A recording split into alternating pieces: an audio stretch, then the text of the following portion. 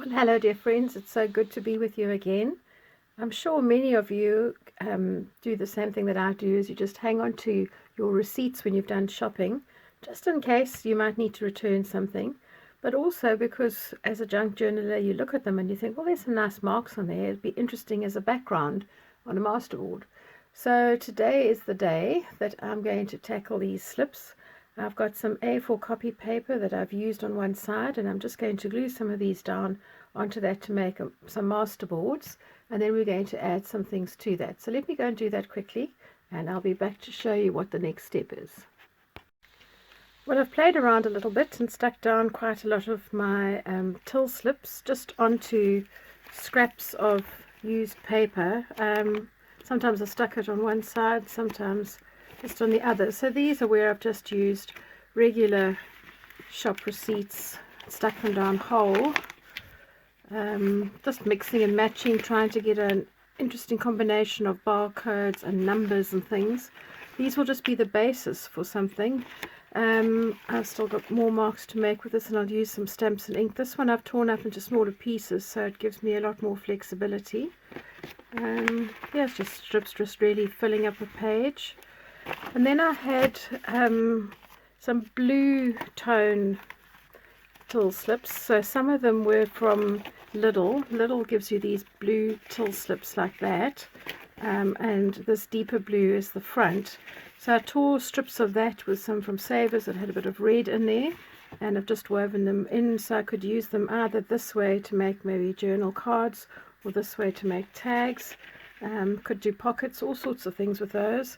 Just sticking plain on here. It's a nice background for making marks. Just also playing with different things. W.H. Smith has also got blue in theirs. Another little one.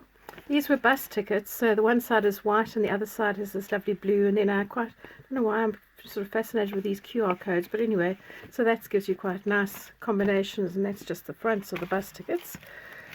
And then there were other receipts that I had that had quite a lot of red in. So Savers till slips have quite a lot of red, and it's quite bold.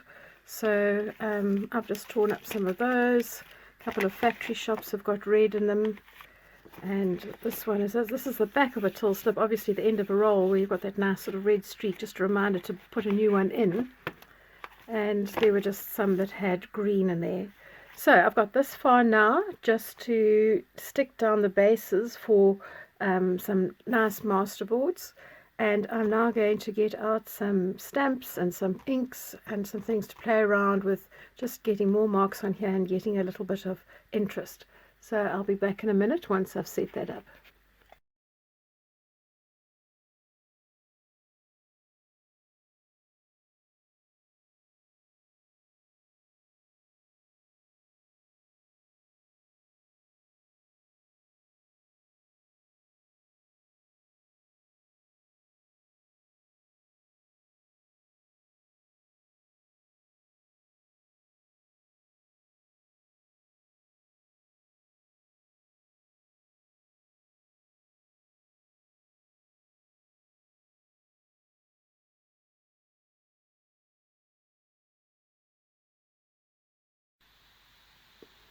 So the first thing that I did with my masterboards after I'd cut them up was I just took my watercolors and just smushed around a little bit of color on there, and I simply just took my brush and made a mess.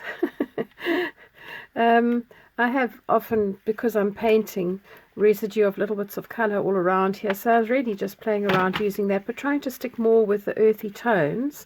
And already you can see that by putting on some color onto your till slips that you've covered, it's starting to push the actual original design further into the background. You can see that these ones are quite muted already, and these will be the basis for things that I'm going to make now.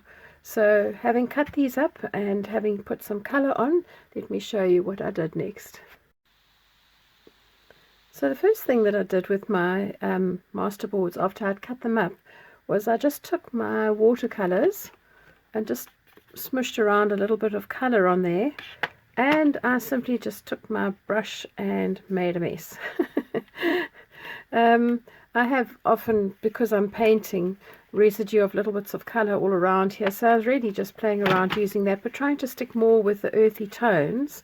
And already you can see that by putting on some color onto your till slips that you've covered, it's starting to push the actual original design further into the background. You can see that these ones are quite muted already, and these will be the basis for things that I'm going to make now. So having cut these up and having put some color on, let me show you what I did next. So I have this really lovely little die of buttons, and I thought it'd be rather nice just to use my till slip and cut this out a couple of times. So I just simply, I don't know which way I did it, that way, like that, popped it on there, and I embossed through this, through my spellbinder's machine, and I cut through, I think 3 times, to get all my little buttons that I've got here. At this stage you can see that they've got some quite interesting markings like those, and I love this little one here. It's got really nice little detail on it. I've done nothing to these at this stage, but I think that if I wanted to, I could quite easily take one of my distress inks and ink those up. So those will go into my stash for my ephemera.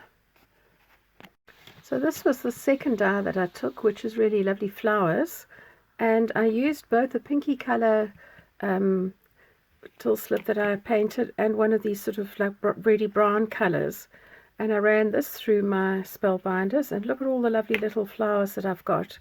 So I could see great potential for these. I could actually take a couple of these and mount them one on top of the other to build up a 3D flower if I wished.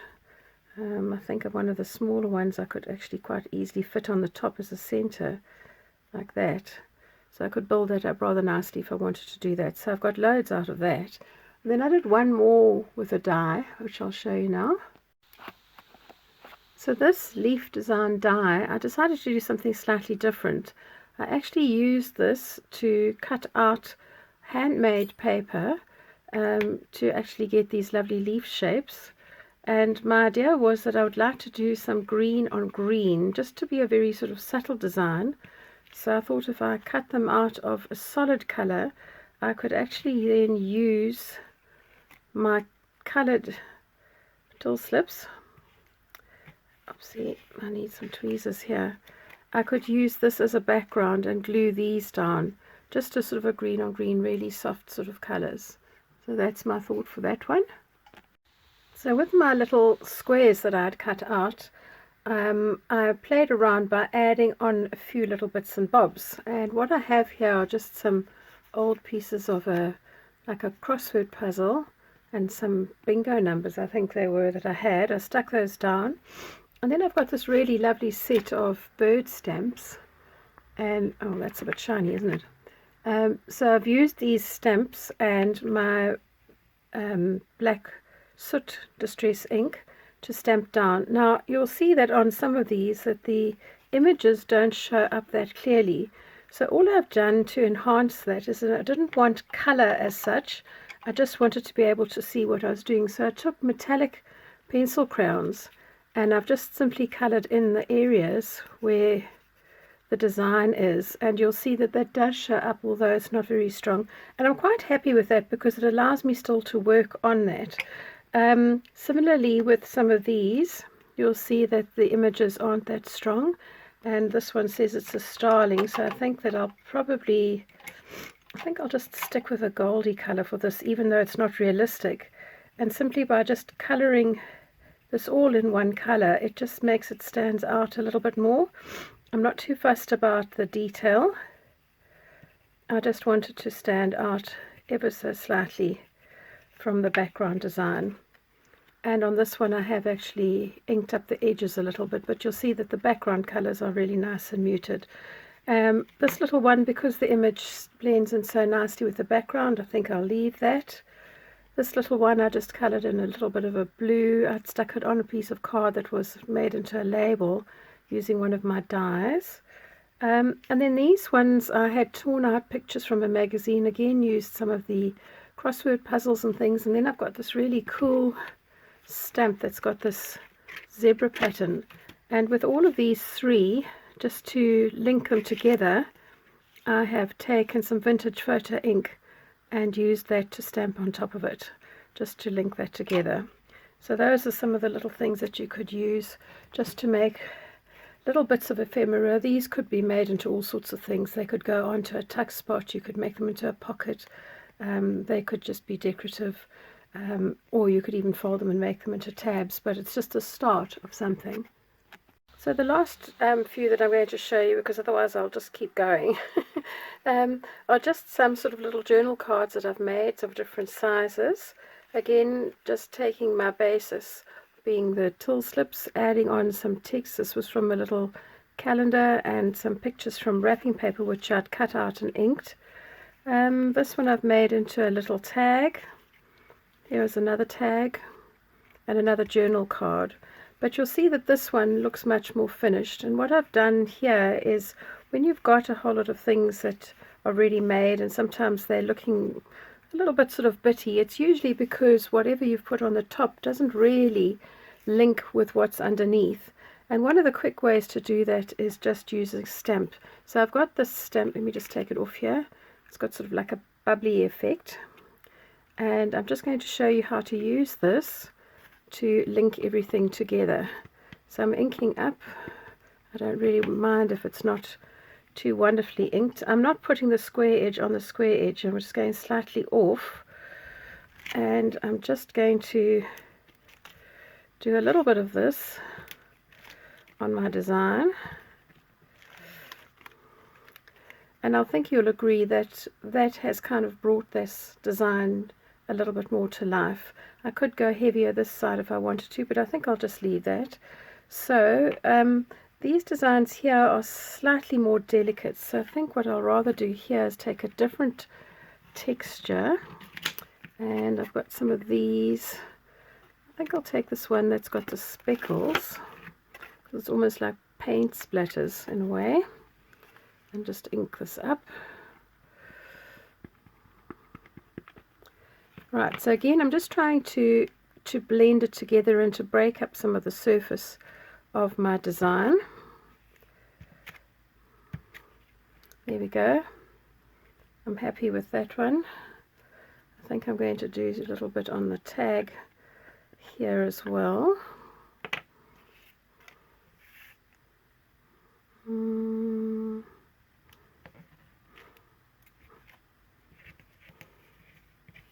So that I'm liking what's happening there. And then I think on this one, maybe just on the one side, let's have a go. Excuse my voice, should have apologized right at the beginning. I've had bronchitis this week, and I don't often take a day off sick, but it was necessary. Well, I'm loving this because this looks a little bit like grains of sand, doesn't it? So I'm happy with that, and let's just maybe finish up with this one here. I'll try a little bit of the sand bit on this side. Yep. There we go. A little bird, what do you want? I think I'm going to leave the bird plain. So don't waste the ink that's on your stamps. Pop them down on a piece of paper, because these can be torn up and made into masterboards. So I must stop now. I've got a meal to cook, I've got a birthday to prepare for, and I could just keep going with this for ages. So I hope I've given you some ideas of what you can use with your till slips. They just give you a nice interesting background, and they're free and they're easy to play with. Leave any comments below, and if you've liked this video, I'd love to hear from you. So give me a thumbs up and comment in the description box below. Bye for now.